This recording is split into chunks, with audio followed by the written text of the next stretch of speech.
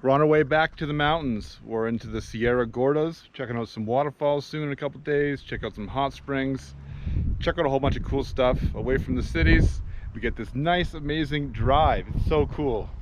Great views.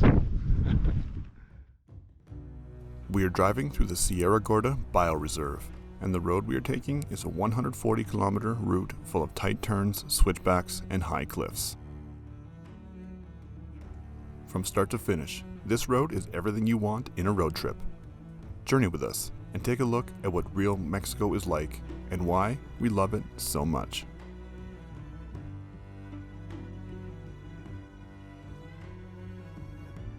This section of Highway 120, which we are on, will take us 4 days to complete. The road is slow, but we're not in a hurry.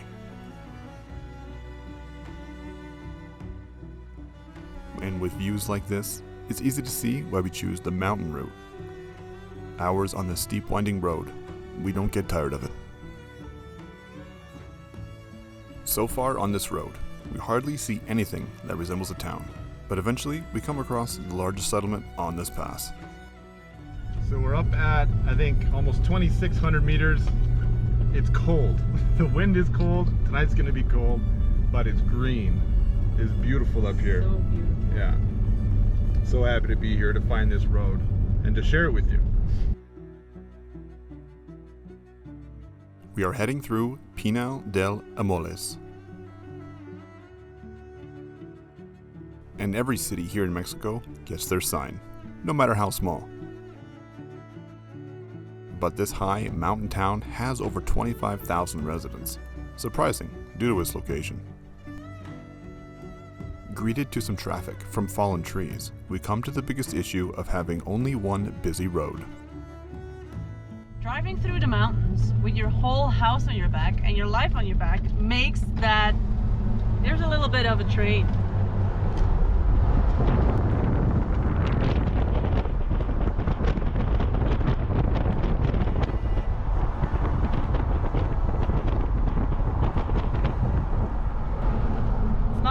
They can't pass. Soon after Pinal de la Moles, we start to trade highway for some gravel. We are heading for an out-of-the-way point of interest, especially for Mexico.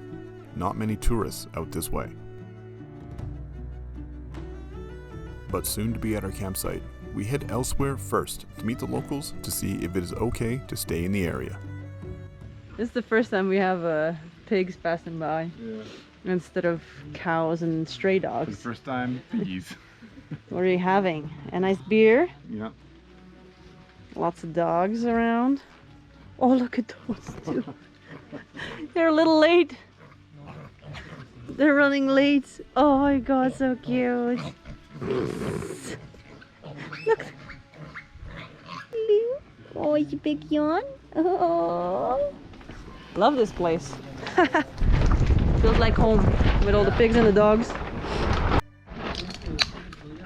You got a little friend there. Hello. Yeah, puppy. All right. Cheers, Cheers. sweetie.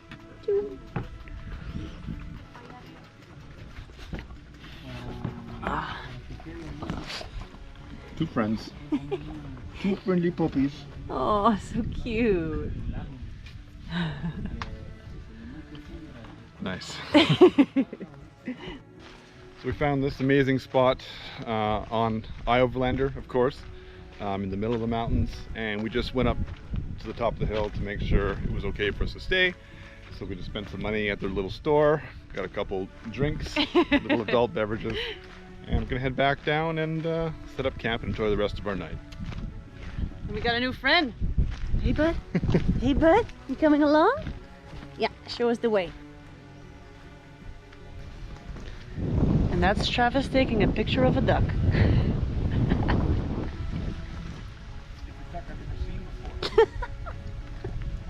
It's gonna be a cool photo. He's such a model. Look at him. We can't wait to explore this part of Mexico tomorrow, and luckily for us, we have this amazing camp spot for the night. And we even have our own dog. You're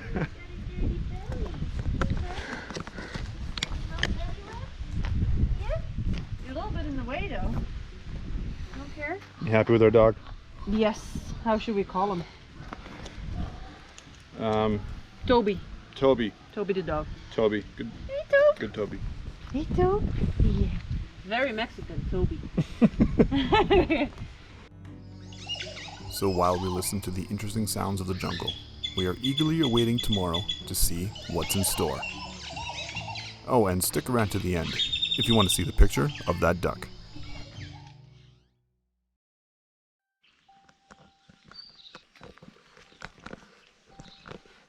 We parked up a little bit higher because we're going this way and we're gonna go check out a waterfall. Let's go.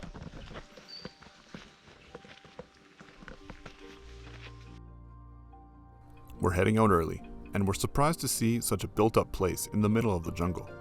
We're thinking maybe this spot gets pretty busy in the summer.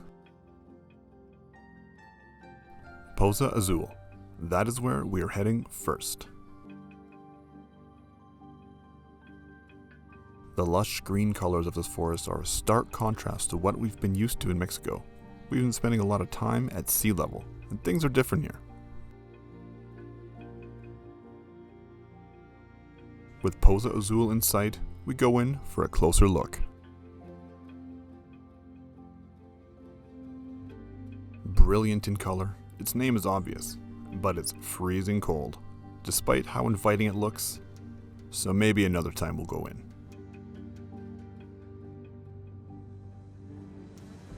Cascada. Up we go. Woohoo. You coming? Woo. I'm going. Steep. The hike to the waterfall, or Cascada, is just over a kilometer away, coming off the same river we were just at, but just a bit further. This is great. It's like places to grill some food. Beautiful water. Oh my goodness.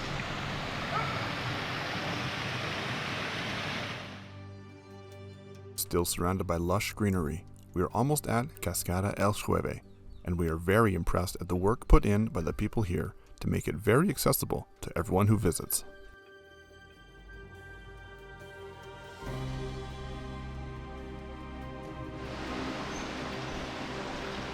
Oh, it's pretty high.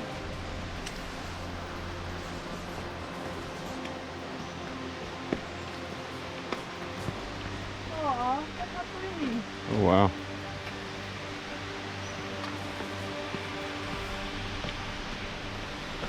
No pasta. We're not in the wet season, so we're lucky to see this. Too bad we can't get closer. There are many pools coming down the river from the waterfall. Lindsay couldn't help herself but take a dip and enjoy the refreshing water after a long hike. Me? A bit too cold for me. I'll stay this one out.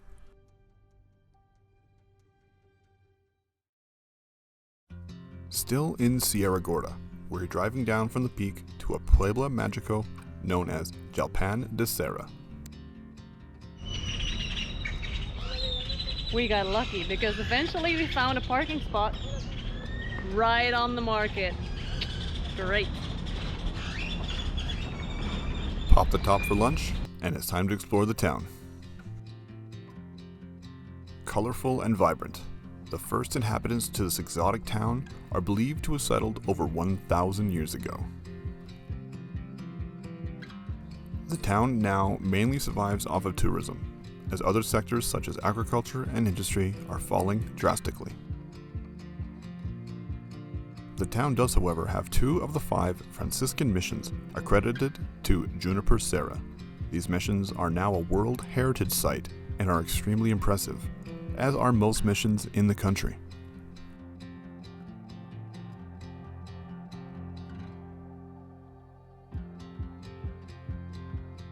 We don't spend long in the city before we move further east on the 120. We spend hours more on the long, windy roads that take us through the Sierra Gorda Mountains. And the views seem to never end. Not that we want them to. Certainly one of the most impressive drives we have had in Mexico thus far. We both definitely recommend checking out the area if you get the chance.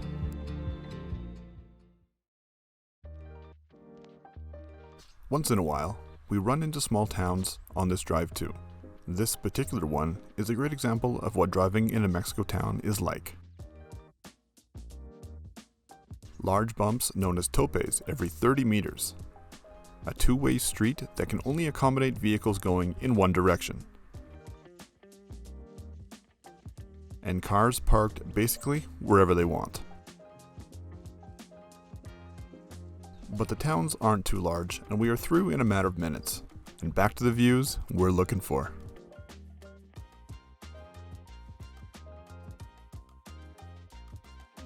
We are almost at the end of our drive on the 120 through the Sierra Gorda mountains. The town of Xilitla is our destination for today, in which we will spend another night in the mountains.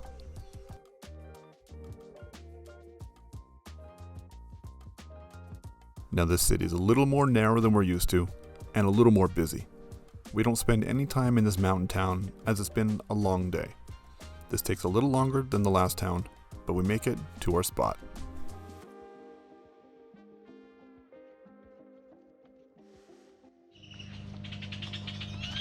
So we spent one night in Xilitla with all of these amazing birds. Well, amazing is not the right word. I would say noisy, but it's a pretty beautiful place, pretty cool city right built on the cliff, but that's enough.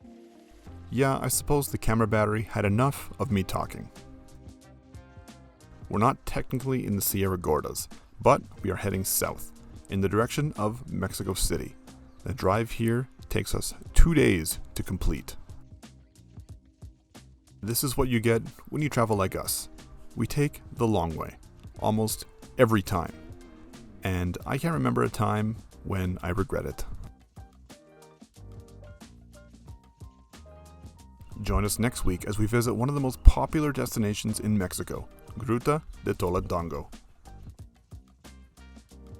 This extremely beautiful park with all natural hot springs and rivers is the ultimate place to relax and enjoy the scenery. So don't miss out. Subscribe and hit that notification button, and we'll show you exactly what to expect on the next episode of Just Trav'lin. And for those who have stuck around until the end, here is a picture of a duck.